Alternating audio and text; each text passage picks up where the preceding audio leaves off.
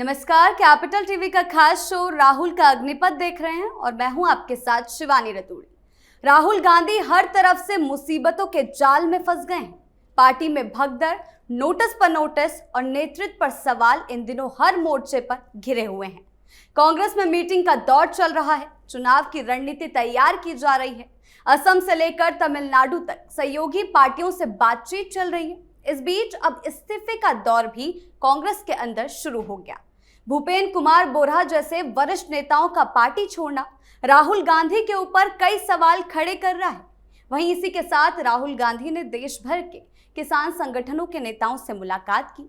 अब किसानों की आड़ में कांग्रेस एक अलग राजनीति करने की कोशिश कर रही है, जिसने पूरे देश का माहौल गरमा दिया है। वहीं इंडिया अलायंस की बात करें तो उसके अंदर भी अब राहुल के नेतृत्व को लेकर सवाल उठने लगे हैं और उनके खिलाफ सब्सटेंटिव मोशन जैसे नोटिस उनकी मुश्किलों को 4 गुना कर रहे हैं।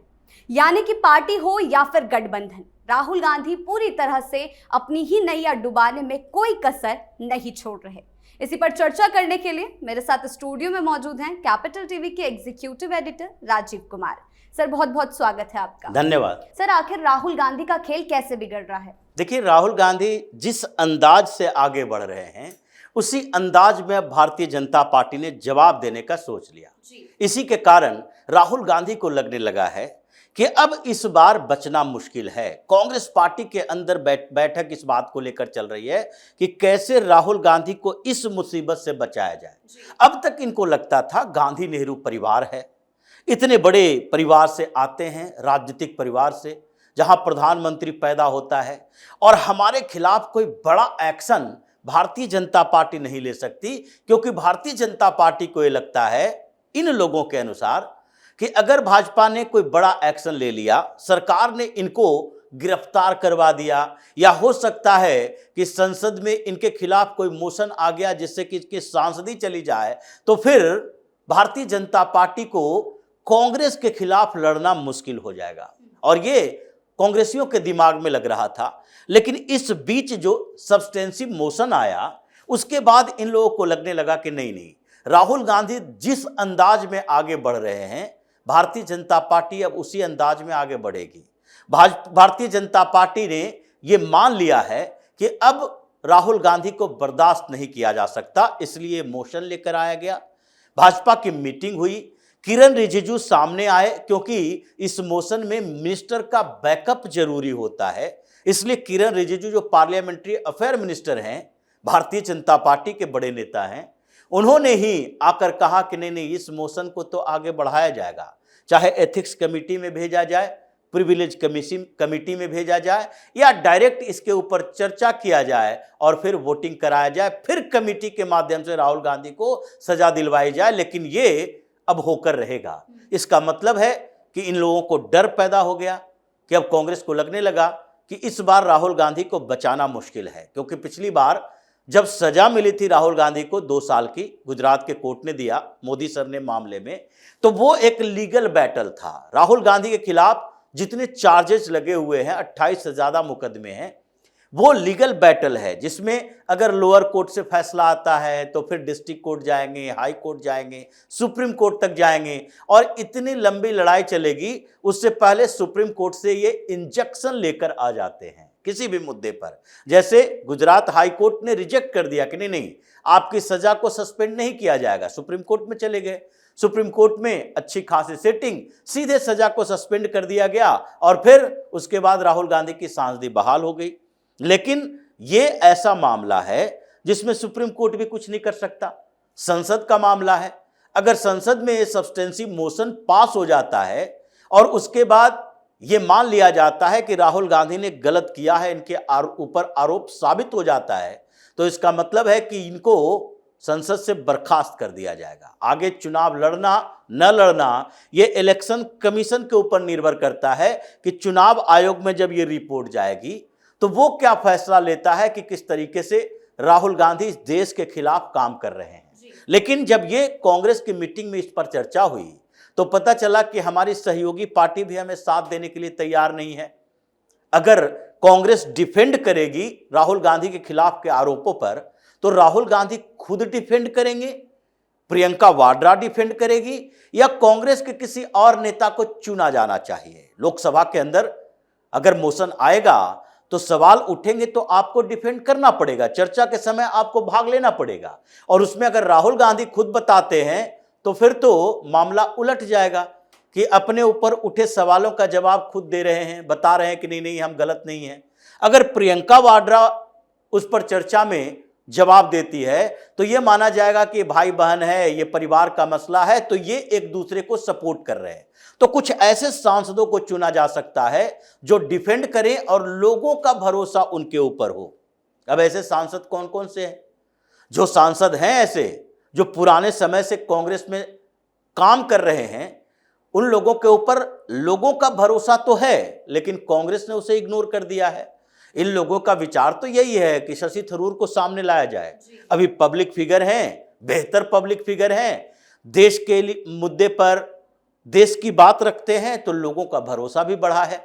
प्रधानमंत्री की भी सराहना कभी कभी कर देते हैं विदेश नीति के मसले पर, तो उसमें इनके ऊपर भी लोगों का भरोसा बढ़ा है। कोई न इन्हीं से कहा जाए कि राहुल गांधी को डिफेंड करें। अब राहुल गांधी को डिफेंड करने के लिए शशि थरूर को करा जाएगा तो वो कर पाएंगे कि नहीं, ये सस्पेंशन है।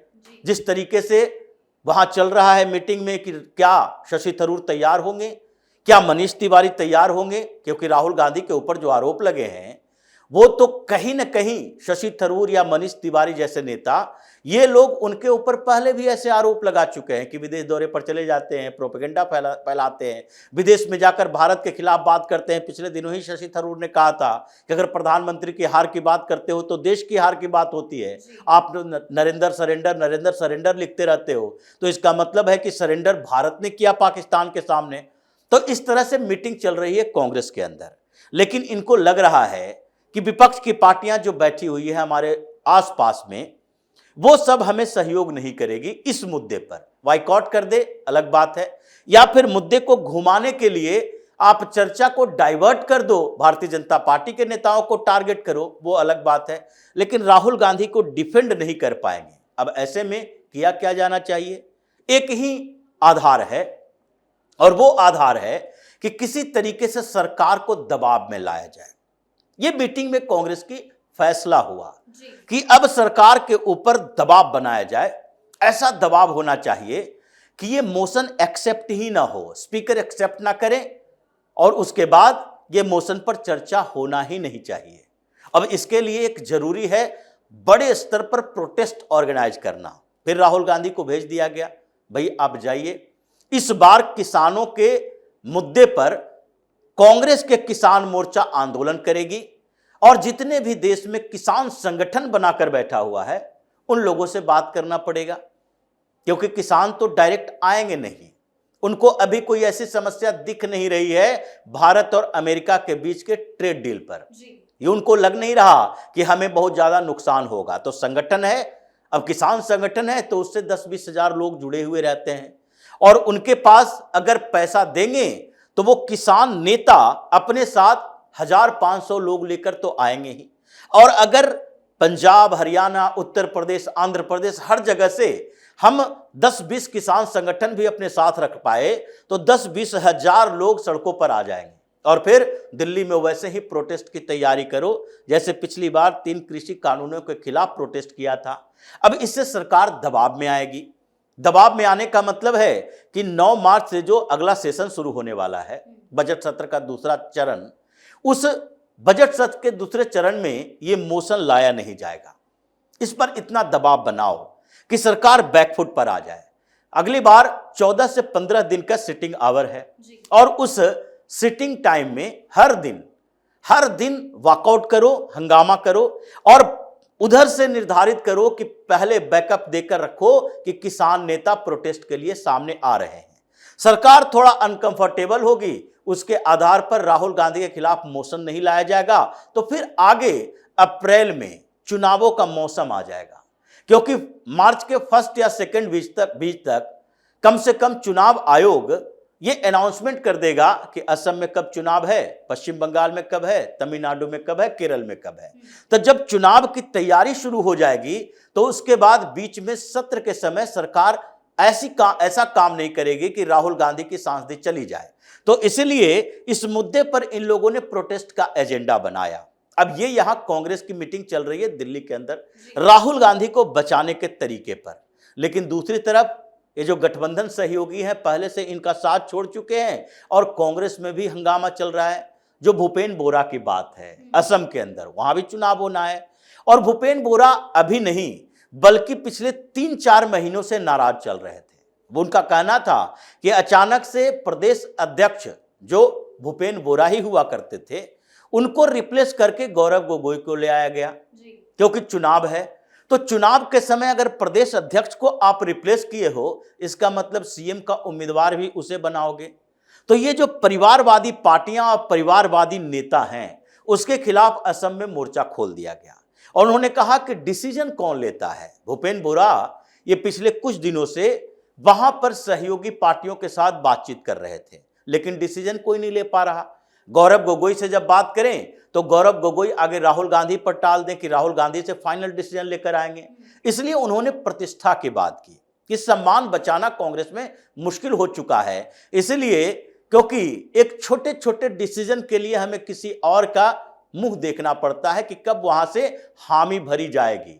और पिछले दिनों वो एक रैली में गए, वहां पर गौरव गोगोई के साथ वही चीजें हुई जो कि पहले शशि थरूर और राहुल गांधी के साथ कोच्चि की एक रैली में हुई थी। राहुल गांधी ने शशि थरूर को बेइज्जत किया, उनका नाम तक नहीं लिया। तो ये ऐसी समस्या पैदा हो गई कि भूपेन बोरा को पार्टी छोड़नी पड़ी, जबकि 1-2 दिन पहले गौरव गोगोई भी उनसे मिलने गए थे क्योंकि पहले उन्होंने बोल दिया था पार्टी छोड़ेंगे। अब आगे हेमंता बिस्वा शर्मा ने कहा है कि हम उनसे कटसी मीटिंग करने जाएंगे, मुलाकात तो करेंगे, क्योंकि वो लास्ट हिंदू लीडर ऐसे थे कांग्रेस के अंदर जो किसी पारिवारिक परंपरा से नहीं आते थे और उन्हें भारतीय जनता पार्टी में उनका स्वागत है। मतलब भूपेन बोरा भारतीय जनता पार्टी में जाने वाले हैं। असम में कांग्रेस दरक चुका है, वो प्रदेश अध्यक्ष रह चुके हैं, तो कई और नेता उनके साथ पार्टी छोड़ने वाले हैं। अभी तो उन्होंने पार्टी छोड़ी है, जब ज्वाइन करना होगा भाजपा में तो उनके साथ पूरा कुनबा होगा, अलग अलग डिस्ट्रिक्ट में कांग्रेस के संगठन के नेता। इसलिए राहुल गांधी का जो एजेंडा है, तरीका है कि दिल्ली से अपने दोस्त को गौरव गोगोई को भेज दो असम के चुनाव के समय, जब राजस्थान में चुनाव हो सचिन पायलट मेहनत कर रहे हैं, फिर अंतिम समय में अशोक गहलोत को भेज दो मुख्यमंत्री बनने के लिए। अगर चुनाव हो रहा है कर्नाटक में, सारा डीके शिव कुमार मेहनत कर रहे हैं, प्रदेश अध्यक्ष वो हैं, मुख्यमंत्री बनने की बारी आए सिद्धारमैया को भेज दो। या फिर मध्य प्रदेश में वैसा ही हुआ, मेहनत कर रहे हैं ज्योतिरादित्य सिंधिया, जब मुख्यमंत्री बनने की बारी आई तो कमलनाथ को भेज दो। तो ऐसी स्थितियां पैदा हो गई है कि अलग अलग स्टेट में ऐसे ही आगे भी इस्तीफा होना है। राहुल गांधी बुरी तरह से फंसते नजर आ रहे हैं। जी सर, तमाम जानकारियों के लिए आपका बहुत बहुत धन्यवाद। धन्यवाद। कांग्रेस के अंदर वरिष्ठ नेताओं का इस्तीफा, गठबंधन में असहमति ने पार्टी की स्थिति को और ज्यादा कमजोर बना दिया है। सवाल यह है कि क्या राहुल गांधी इन चुनौतियों से बाहर निकल पाएंगे या नहीं, लेकिन फिलहाल उनकी राह आसान नहीं दिख रही और संकट लगातार बढ़ता जा रहा है। तो फिलहाल इस खास शो में इतना ही। आपकी इस बारे में क्या राय है हमें कमेंट सेक्शन में जरूर बताएं। वीडियो को लाइक करें, शेयर करें और चैनल को सब्सक्राइब करना ना भूलें। धन्यवाद।